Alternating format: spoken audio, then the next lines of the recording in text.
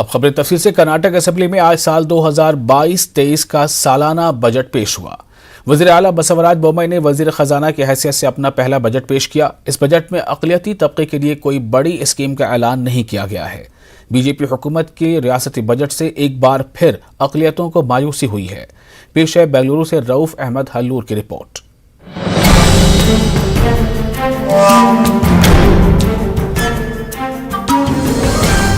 कर्नाटक के वजीर आला बसवराज बोम्मई ने वजीर खजाना की हैसियत से रियासत की असेंबली में साल 2022 और 23 का बजट पेश किया। इस तरह वजीर आला बसवराज बोम्मई को पहली मर्तबा बजट पेश करने का एजाज हासिल हुआ। बजट में ज़राअत, सनतकारी, सेहत और तालीम को तरजीह हासिल हुई। ज़राअत के मुख्तलिफ स्कीमों के लिए हुकूमत ने 33,700 करोड़ रुपए मुख्तस किए हैं। सरकारी स्कूलों में बुनियादी सहूलियात के लिए 500 करोड़ रुपए मुख्तस किए गए। UPSC, KPSC, NEET, railways, banking और दीगर इम्तिहानात की जानकारी और तरबियत के लिए सीएम स्टूडेंट्स गाइडेंस प्रोग्राम का ऐलान किया गया। आशा वर्कर्स की माहाना एजाजिया रकम में 1,000 रुपए के इजाफे का ऐलान हुआ। बजट में इंसदाद गौकशी कानून का हुकूमत ने दिफा किया। गाय की हिफाजत के लिए खास तवज्जो दी गई। वजीर आला ने कहा कि रियासत में गौशाला की मौजूदा तादाद को 31 से बढ़ाकर 100 की जाएगी। अवाम गाय को गोद ले सकते हैं, इसलिए हुकूमत ने नई स्कीम पुण्य कोटि दत्त योजना शुरू करने का ऐलान किया। गौ प्रोडक्ट्स को फरोख्त करने के लिए गौ माता सहाकार संघ कायम करने का ऐलान किया गया। दूसरी जानिब बजट में अक़लियतों के लिए भी चंद ऐलान किए गए। अक़लियती महकमे के तहत मौजूदा अकामती स्कूलों को डॉक्टर APJ अब्दुल कलाम के नाम से मंसूब किया जाएगा। अकामती स्कूलों की तरक्की के लिए 25 करोड़ रुपए मुख्तस किए जाएंगे और अक़लियती पोस्ट मैट्रिक हॉस्टलों में तलबा की तादाद में इजाफा किया जाएगा। हर हॉस्टल में मजीद 25 तलबा के क़याम की सहूलत दी जाएगी। इसके लिए 10 करोड़ रुपए मुख्तस किए गए हैं। ईसाई डेवलपमेंट कॉरपोरेशन के लिए 50 करोड़ रुपए मुख्तस किए गए हैं। जैन, सिख और बुद्ध तबकों की फलाही स्कीमों के लिए 50 करोड़ रुपए मुख्तस किए गए हैं। वक्फ जायदाद की हिफाजत के लिए जदीद टेक्नोलॉजी का इस्तेमाल किया जाएगा। ड्रोन टेक्नोलॉजी के जरिए वक्फ जायदादों का सर्वे किया जाएगा और वक्फ जायदाद के नाजायज इस्तेमाल को रोकने के लिए इक़दाम किए जाएंगे। उर्दू अकेडमी के तहत क्लासिक जुबानों की किताबों का उर्दू जुबान में तर्जुमा और इरशाद का काम अंजाम दिया जाएगा।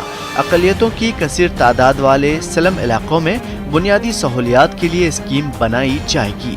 मुस्लिम नुमाइंदों ने वज़ीर आला बसवराज बोम्मई के बजट पर मायूसी का इजहार किया। बजट में अक़लियती महकमे के लिए मुख्तस की गई मजमूई रकम का जिक्र नहीं है।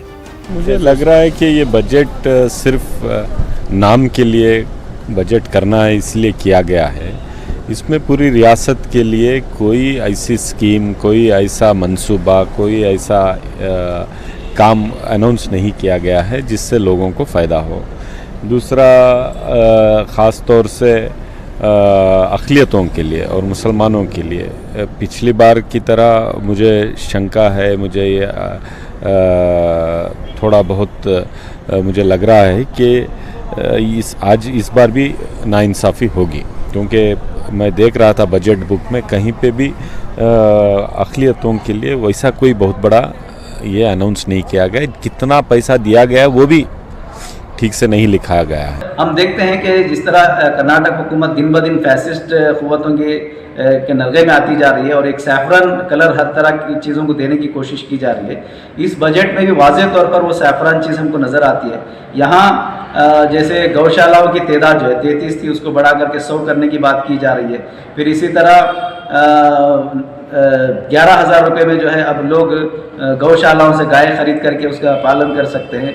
और भी इस तरह की जो स्कीमें हैं गायों को लेकर के, उस पर बहुत ज़्यादा फोकस किया गया है। यहाँ लोगों के, इंसानों के मसाइल की तरफ इस बजट में बहुत ज़्यादा कोई तवज्जो नहीं दी गई है। वेलफेयर पार्टी का ये मानना है कि ये बजट सिर्फ एक रंगीन दिखावा है। इसके ज़रिए से आम लोगों का और बिलखुसूस माइनॉरिटीज़ का कोई भला होने वाला नहीं है। कर्नाटक में साबिका सिद्धरामैया की हुकूमत में अक़लियती महकमे का बजट 2000 करोड़ रुपए से ज़ायद था, लेकिन पिछले चंद सालों में अक़लियतों के बजट में मुसलसल कमी हो रही है। अब अक़लियती महकमे का बजट 1000 करोड़ रुपए के आसपास है। बेंगलुरु से रऊफ़ अहमद हल्लूर की रिपोर्ट। कर्नाटक के वजीर आला बसवराज बोम्मई के पेश किए गए बजट पर मिले-जुले रद्द-ए-अमल का इजहार किया जा रहा है। इंडस्ट्री के शोबे से जुड़े श्री प्रकाश ने कहा कि सनअतकारी के लिहाज से ये बजट मायूस कुन है। सनअतकारों ताजिरों को काफी उम्मीदें थी, लेकिन बजट में सनअतकारी को अहमियत नहीं दी गई है। Today our Honorable Chief Minister has presented this state budget for 22-23. It's almost a very big size budget. It's about 2.65 lakh crores. In fact, in prima facie, it looks like overall it is upcoming election focused budget, and it is not industrial friendly. They have tried to pacify the lot of sectors where the next election with the election idea. In spite of our industry suffered a lot in COVID, both the waves. We were expecting great help from the support from the government, because we are after agriculture sector, we are the biggest job employment creating sector. So here their focus is very weak. In fact, they have not done considerable. This not even considerable. It is not even minimum they have given. Nothing they have given. They talked about, they spoke about farming clusters and other things. Bengaluru के लाल बाग में मौजूद हापकॉम centre में अंगूर और तरबूज का मेला शुरू हुआ है। 10 मार्च तक जारी रहने वाले इस मेले में 10 से ज्यादा अक़साम के अंगूर दस्तयाब हैं। रियासती वजीर बागबानी मणिरत्न ने इस मेले का इफ्तिताह किया। हापकॉम्स के सदर एन देवराज ने कहा कि 5% रियायत के साथ अंगूर फरोख्त किए जा रहे हैं। इस मेले का मकसद किसानों को उनकी पैदावार के लिए मार्केट फराहम करना है।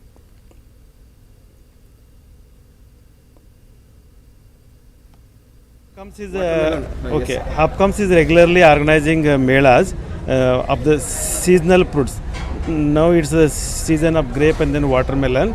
So we are procuring grapes from North Karnataka district like Bijapur, Gadag, Bagalkot, and then Belagaum also. And then the local grape growing areas are Bangalore, rural, Chikkaballapur. So from these areas, the member farmers are bringing the grapes. We are selling these through our main outlet, and then the other 200 outlets in Bangalore. On the eve of this grape mela, we have given 5% concession in the rates. So these rates will be available for the consumers from today to up to 10th of March. I request all the consumers to make use of this offer, and then so support the farmers in growing the grapes. So my name is U.S. Mirji. I am MD of Hopcoms Bangalore.